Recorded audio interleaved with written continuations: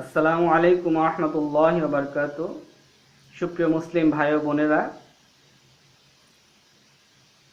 মাদ্রাসা দারুল কোরআনের পক্ষ থেকে আপনাদের সবাইকে জানাচ্ছি আন্তরিক মোবারকবাদ। মাহে রমজান আমাদের খুব নিকটবর্তী। রোজার গুরুত্ব সম্পর্কে খুবই সংক্ষেপে আপনাদের সামনে আমি দু চারটি কথা উপস্থাপন করছি। রোজা এর আবিধানিক অর্থ হচ্ছে বিরত থাকা বা বিরত রাখা।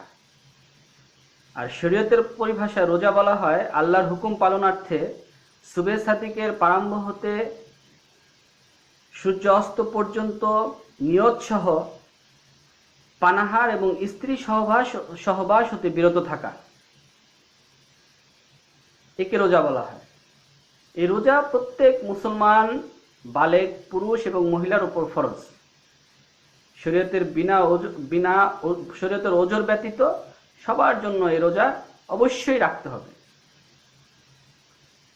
আল্লাহ তাআলা কোরআনের মধ্যে ইরশাদ করেন, আউযু বিল্লাহি মিনাশ শাইতানির রাজীম, বিসমিল্লাহির রহমানির রহিম, ইয়া আইয়ুহাল্লাযীনা আমানু কুতিবা আলাইকুমুস সিয়ামু কামা কুতিবা আলাল্লাযীনা মিন ক্বাবলিকুম লাআল্লাকুম তাত্তাকুন।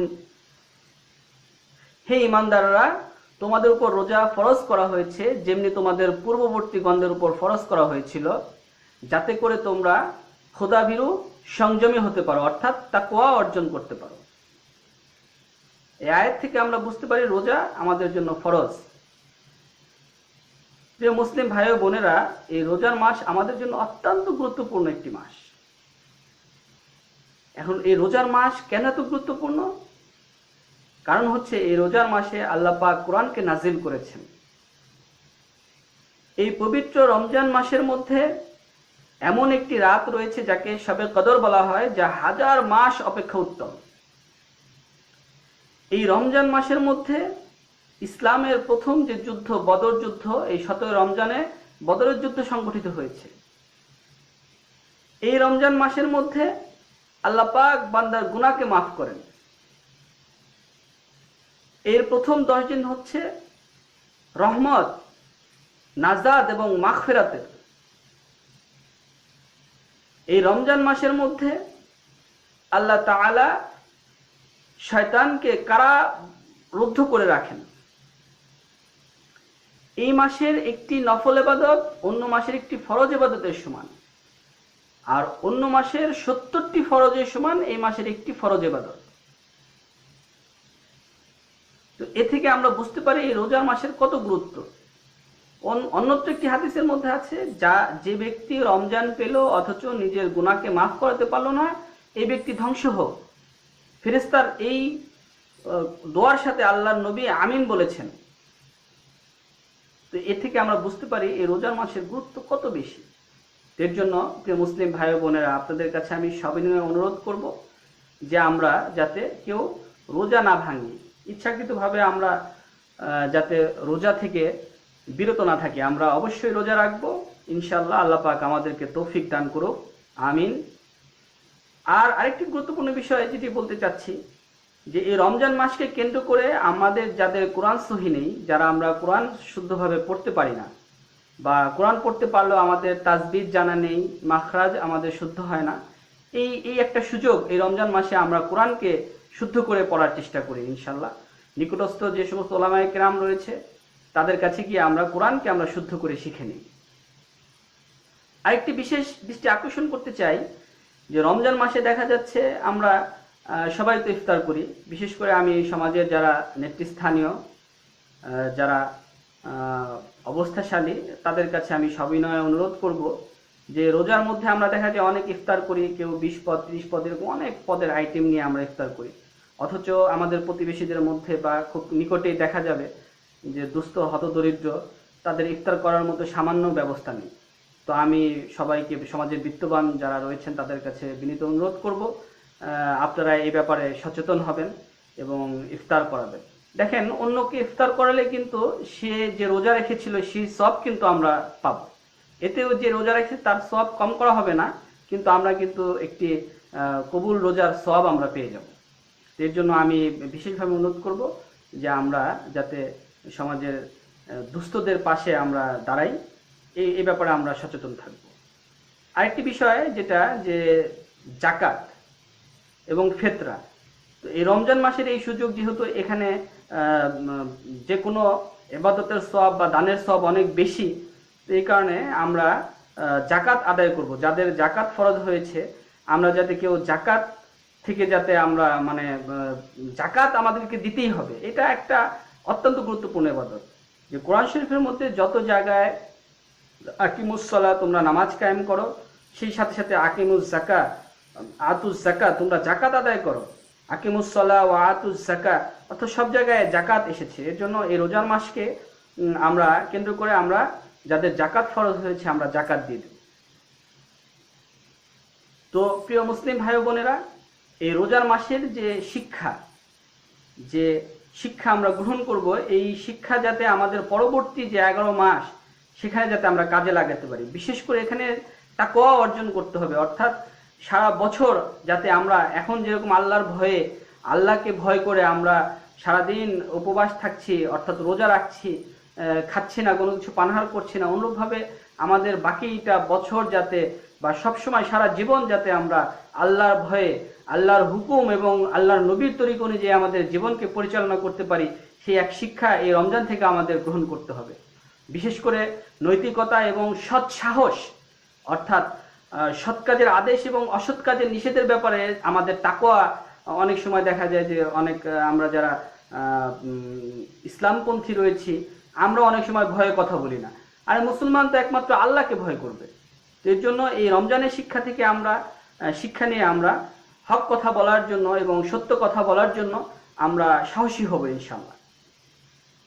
আরেকটি গুরুত্বপূর্ণ বিষয় যে এই রোজার মধ্যে অত্যন্ত কিছু গুরুত্বপূর্ণ মাসলা রয়েছে, যেগুলো এই ছোট্ট পরিসরে বয়ান করে আপনাদেরকে জানানো সম্ভব না।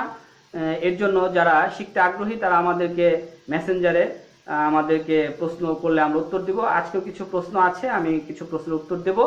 তো এর জন্য আপনাদের বিশেষ পরামর্শ থাকবে যে আপনাদের নিকটস্থ যে সমস্ত ওলামায়ে কেরাম আছে, প্লিজ আপনারা তাদের কাছে গিয়ে এই মাসলা মাসেল জেনে আপনারা আমল করবেন। ইসলামের সমস্ত বিষয়ের ক্ষেত্রেই এই মাসলা জানা জরুরি।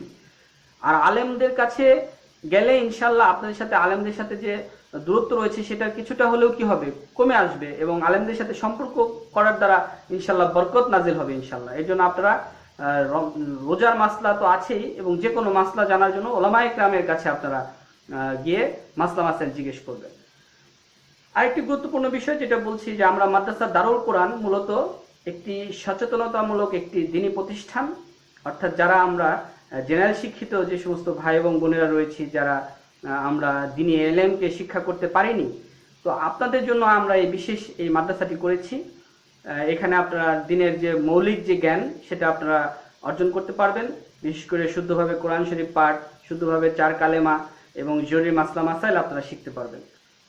তো আমি আপনাদেরকে বিশেষ অনুরোধ করব যে আপনারা এ ব্যাপারে সচেতন হন। তো আজকে আমাদের সামনে কিছু প্রশ্ন এসেছে, সবগুলোর তো জবাব দেওয়া সম্ভব নয়, আমি কয়েকটি প্রশ্নের উত্তর আপনাদেরকে দিচ্ছি। এক ভাই প্রশ্ন করেছেন, রোজার নিয়ত করা কি জরুরি? হ্যাঁ ভাই, রোজার নিয়ত করা অবশ্যই জরুরি, কারণ রোজার মধ্যে 2টি ফরজ রয়েছে। একটি হচ্ছে চাঁদ দেখে রোজা রাখা, আর একটা নিয়ত করা। হ্যাঁ নিয়ত, তবে নিয়ত মনে মনে এরাদা করা এটাই হচ্ছে নিয়ত, আর মুখে বলা নিয়ত করা এটা মুস্তাহাব। তো অবশ্যই রোজার মধ্যে নিয়ত করতে হবে, নিয়ত করা ফরজ। এরপর এক ভাই প্রশ্ন করেছেন, রমজান মাসে কি কোরআন নাজিল হয়েছিল? হ্যাঁ ভাই, রমজান মাসে কোরআন নাজিল হয়েছে। সূরা বাকারা 185 নম্বর আয়াতে আল্লাহ পাক সুস্পষ্ট ঘোষণা করেছেন, শাহরু রমাদান আল্লাযীনা উনজিলা ফীহিল কুরআন, অর্থাৎ এই রমজান মাসে কোরআনকে নাজিল করা হয়েছে। এবং শবে কদরের যে সূরা কদরের মধ্যে আল্লাহ পাক ঘোষণা করেছেন এই রমজান মাসেই কোরআন নাজিল করা হয়েছে। আরেকটি প্রশ্ন ভাই করেছেন, রোজা রেখে কেউ মারা গেলে কি হবে? হ্যাঁ ভাই, রোজা রেখে যদি কেউ মারা যায় তাহলে তার অভিভাবক সেই রোজা আদায় করে দিবে, অর্থাৎ এই এমন ব্যক্তির পক্ষ থেকে অভিভাবক এই রোজাকে আদায় করে দিবে। এটা বুখারী মুসলিম শরীফের হাদিসের মধ্যে এসেছে যে অভিভাবকগণ এই ব্যক্তির রোজাকে করে দেবে। একটি গুরুত্বপূর্ণ প্রশ্ন, রমজান মাসে তারাবি কয় রাকাত পড়ব? ভাই, রমজান মাসে তারাবি 20 রাকাত পড়ব। আমরা আহলে সুন্নাত ওয়াল জামাতের যারা অনুসারী রয়েছি, অর্থাৎ আমরা যারা হানাফি মাযহাবের অনুসারী, আমাদের ওলামায়ে কেরাম এবং আমাদের মুফতিয়ানে কেরাম এবং সর্বসম্মতিক্রমে আমরা বিশেষ করে সৌদি আরব এবং বিশ্বের অনেক দেশেই হযরত ওমর রাদিয়াল্লাহু তাআলা আনহু থেকে শুরু করে আজ পর্যন্ত 20 রাকাত তারাবি হচ্ছে। অনেকে এই নিয়ে বিতর্ক করে, তো আমরা সেদিকে কর্ণপাত না করে আমরা আহলে সুন্নাত ওয়াল জামাতের যারা অনুসারী রয়েছি, আমাদের বড়দের নির্দেশনা এবং ওলামায়ে কেরামের নির্দেশনা আমরা তারাবি 20 রাকাত পড়ব। এরপরে রোজার কাফফারা কি আদায় করতে হবে? হ্যাঁ, অবশ্যই রোজার কাফফারা আদায় করতে হবে। রোজার কাফফারা হচ্ছে, এখন প্রশ্ন হচ্ছে রোজা কখন কাফফারা দিতে হয়। রোজা অবস্থায় যদি ইচ্ছা করে কেউ পানাহার করে বা স্ত্রী সহবাস করে, চাই বীর্যস্খলন হোক বা না হোক, এতে কাফফারা দিতে হবে। এবং আরেকটি হচ্ছে যে বৈধ কাজ, মাথায় তেল দিল বা কেউ সুগন্ধি লাগালো আর মনে করলো যে আমার রোজা হয়তো ভেঙে গিয়েছে, তো তখন সে আবার খেয়ে নিল, তো এই অবস্থায় রোজার কাফফারা দিতে হবে। রোজার কাফফারা হচ্ছে একটি গোলাম আজাদ করা, অথবা একাধারে 2 মাস রোজা রাখা। যদি এতেও অপারগতা হয় তাহলে 60 জন মিসকিনকে 2 বেলা খাওয়াতে হবে। এর জন্য ভাই আমরা খুব খেয়াল করি রোজা যাতে আমাদের কাফফারা দিতে না হয়, যাতে রোজা আমরা খুব যত্ন সহকারে মাসলা মাসাইল জেনে আমরা যাতে আমল করি। আরেকটি প্রশ্ন এসেছে, মহিলারা কি ইতিকাফ করতে পারবে? হ্যাঁ, মহিলারাও ইতিকাফ করতে পারবে, তবে নিজ ঘরে ইতিকাফ করবে। কারণ আল্লাহর নবী প্রতি রমজানের শেষের 10 দিন ইতিকাফ করতেন। তো আল্লাহর নবীর ইন্তেকালের পরে আমাদের আম্মাজান হযরত মা আয়েশা রাদিয়াল্লাহু তাআলা আনহা, অন্যান্য আম্মাজানেরা শেষের 10 দিন ইতিকাফ করতেন। এটি মুসলিম শরীফের হাদিসে রয়েছে, যে হাদিস শরীফের দ্বারা প্রমাণিত যে মহিলারাও তার ঘরে ইতিকাফ করতে পারবে। তো সবাইকে আন্তরিক ধন্যবাদ। আপনাদের কাছে বিশেষ অনুরোধ থাকবে, যাদের আরও প্রশ্ন জানার আগ্রহ আছে তারা আমাদেরকে মেসেঞ্জারে বা আমাদেরকে প্রশ্ন করতে পারেন, অথবা আপনার নিকটস্থ ওলামায়ে কেরাম, হক্কানি ওলামায়ে কেরামের কাছে গিয়ে আপনারা আপনাদের জরুরি মাসলা মাসাইলগুলো জেনে আপনারা আমল করবেন। আর আরেকটি বিশেষ অনুরোধ করছি, যাদের এই ভিডিওটি ভালো লাগলো, যারা ভিডিওটি দেখলেন, তা আপনাদের সবাইকে আন্তরিক মোবারকবাদ। আর এই ভিডিওটি আপনারা একটু শেয়ার করবেন।